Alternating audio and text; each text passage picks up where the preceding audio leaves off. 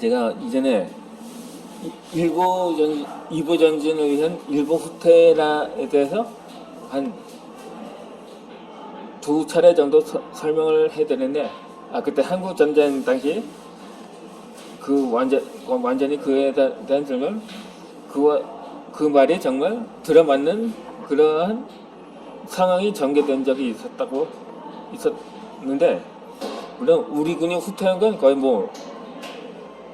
사실상 낙동강 전선이었습니다. 물론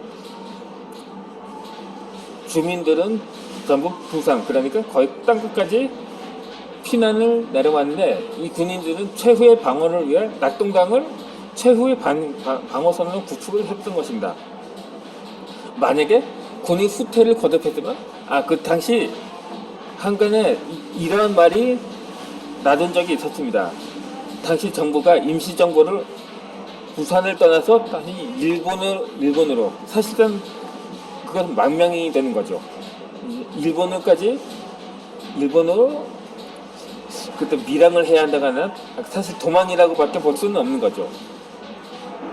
또 몰라? 망명. 이걸 원래 망명이라는 게 망할 망자를 쓰기 때문에 그것도 그렇게 적절치는 않은 표현이라고 봅니다.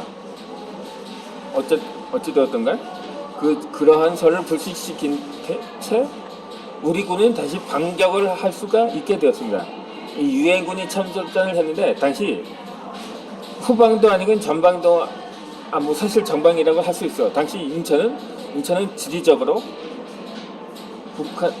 북한과 가까웠기 때문에,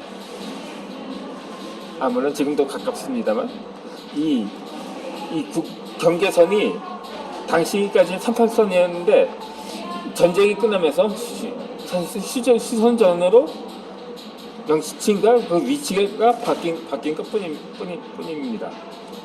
이렇게 당시 유엔군이 인천 상륙선까지 상륙하면서 이제 다시금 반격을 할 수가 있게 되었는데, 다행히 정부의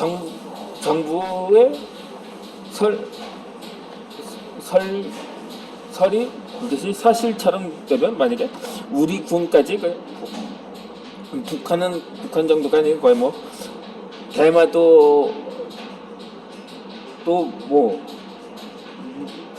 무기 끼지 않는다면 거의 일본 열도까지 후퇴를 계속해서 히로시마에다 구마모토에서 오사카를 거쳐 도쿄까지 그냥 후퇴를 지속하는 상황이 되었을지는 모릅니다. 초창기에 아침은 해주에서, 점심은 평양에서, 저녁은 신해주에서 먹겠다고 호언장담을 한 게 아니라 그 반대로 아침은 수원에서, 점심은 대전에서, 저녁은 부산에서 먹게 되었다고 당시 정부를 질타한 적이 있었습니다. 그러다가 조금 기회가 오면서 그 말이 실현이 된 거죠. 조금 더 갔으면 압록강 건너서 아침은 북경에서,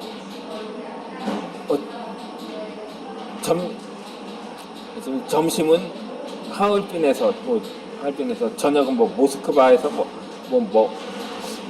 먹을 수도 있다고 이것을 예상을 했지만, 결국 제3자가 개입하는 바람에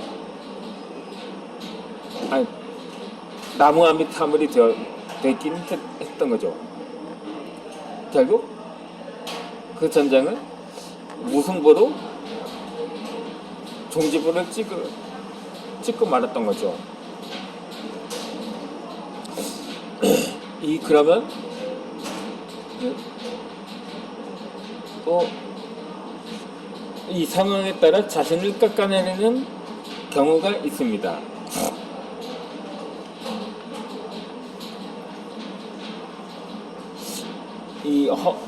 미국의 유명한 재련공인 허먼이 있었는데, 이 사람은 예일 대학교를 졸업하고 독일의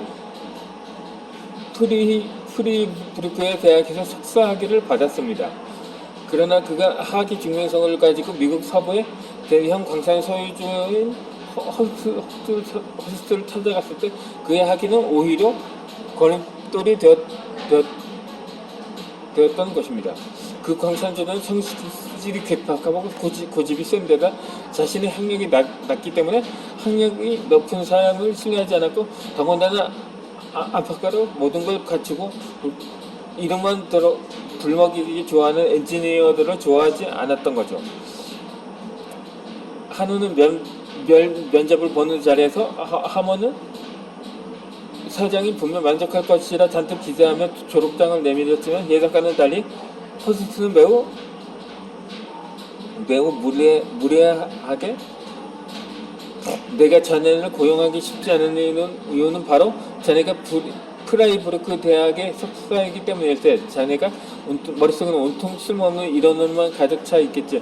나는 어려운 문자나 쓰면 고상한 척하는 엔지니어는 필요 없다고 말을 했던 것입니다.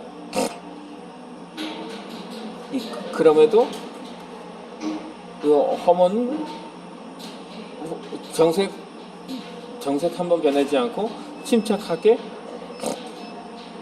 만일 사장님께서 제 아버지에게 말씀드리지 않는다고 약속해 주신다면 한 가지 비밀을 알려드리겠다고 대답을 했습니다. 이에 호스트가 승낙을 하자 허먼은 조용하게 사실 저는 프레이부르크에 있을 때 뭘 배웠는지도 모르겠습니다. 독일에서의 3년은 어영부영 되는 대로 보는 거나 다름없다고 말하자 허스트는 큰 소리로 웃으면서 좋네, 그럼 내일부터 당장 출근하라고 말을 했습니다.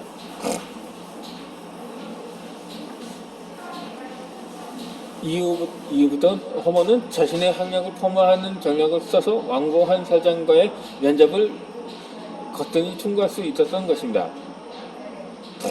즉, 처음은 양보로 시작했지만 끝에는 승리를 얻은 것입니다.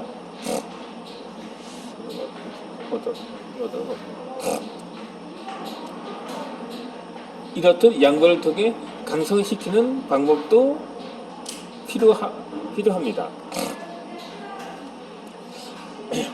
이 밤새도록 연락이 없던 남편은 어느 날 아침이 되어서야 유령 같은 모습으로 집에 들어왔습니다.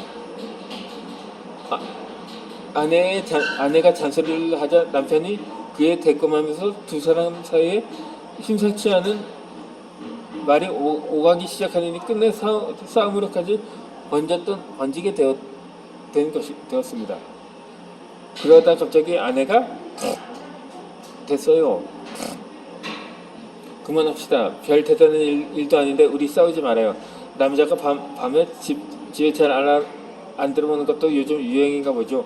대신 한 가지 당신한테 분명히 일깨워주고 싶은 게 있어요. 후관이 양관이라는 말 아냐고 말을 했습니다. 아내는 미륵 싸움에서 유리한 입장에 있었으면 수세에 몰린 남편을 물에 빠진 개패듯 물어붙일 수도 없는 노릇이어서 노림 섞인 말 몇 마디로 충돌을 보기 좋게 마무리 짓게 됩니다.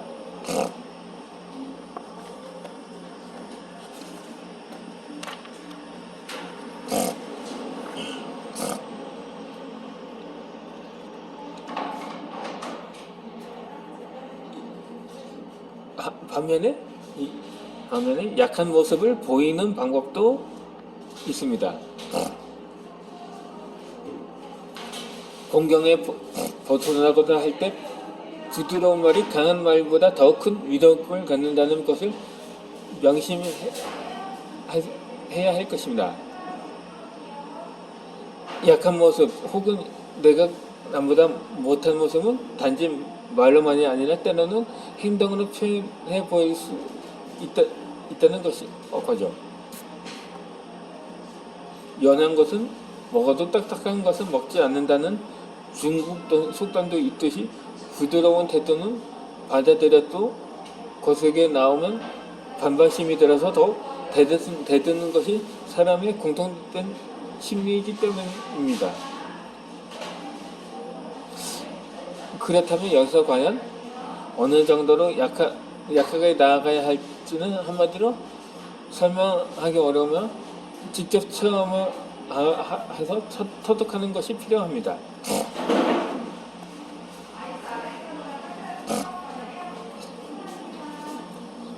이 벤저민 프랭클린은 젊었을 때 펜실베니아주의 시의회 의원으로 당선되었는데 그는 다른 한 의원으로부터 긴 연설 도중 심한 욕을 들어야만 했습니다. 만일 이에 대해 눈에는 눈, 이에는 이 식으로 행동한다면 프랭클린은 절대 그 의원의 마수가 될 수가 없었습니다. 어떻게 해야 새로 태어난 적수에 맞설 수 있을까 하는 데 대해서 프랭클린은 성에 있고 깍듯한 태도로 그를 감동시키기로 했습니다. 어느 날 그 의원이 값진 몇 권의 책을 소지하고 있다는 사실을 알게 된 프랭클린은 그에게 책을 빌려 읽고 싶다는 짧은 내용의 편지를 보냈습니다. 그러자 그 의원이 책을 보내왔습니다. 그렇게 일주일이 지나 책을 돌려주게 되었을 때 프랭클린은 다시 편지 한 장을 동봉해 진실한 감사의 뜻을 전하게 됩니다. 그 결과 두 사람이 의회에서 서로 마주쳤을 때 의원이 먼저 프랭클린에게 다가와 친근하게 인사를 하며 우호적인 대화를 나눴고 그 후로는 모든 일에 관해 프랭클린에게 매우 협조적이 되었던 것입니다. 이렇게 해서 두 사람은 마음을 나누는 가까운 친구가 되었고 두 사람의 우정은 의원이 세상을 떠날 때까지 이어졌던 것입니다.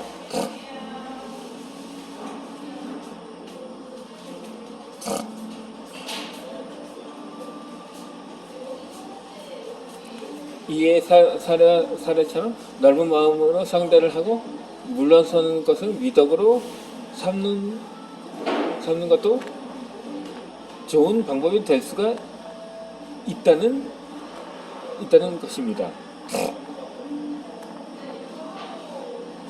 관용은 양보의 최고 경제라고 해도 과언이 아닙니다. 관용에 대한 자세히 한 발 물러서는 것은 일종의 미덕이기도 합니다.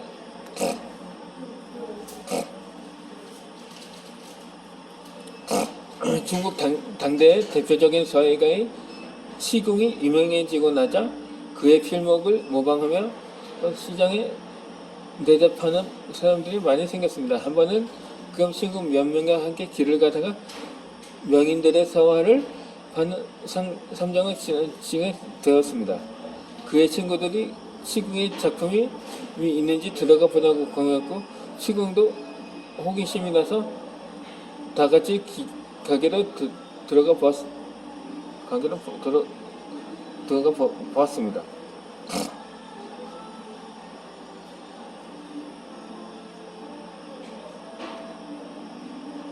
역시 시궁에 서화 몇 점이 있었고 서재 모방 수준도 거의 전문가 못지않아 그의 친구들조차도 서영이 저거 쓴 것이 아니 서영이 쓴 것이 아니냐고 물었던 것입니다. 그래서 웃으면서 말했습니다. 그가 감탄을 말했습니다.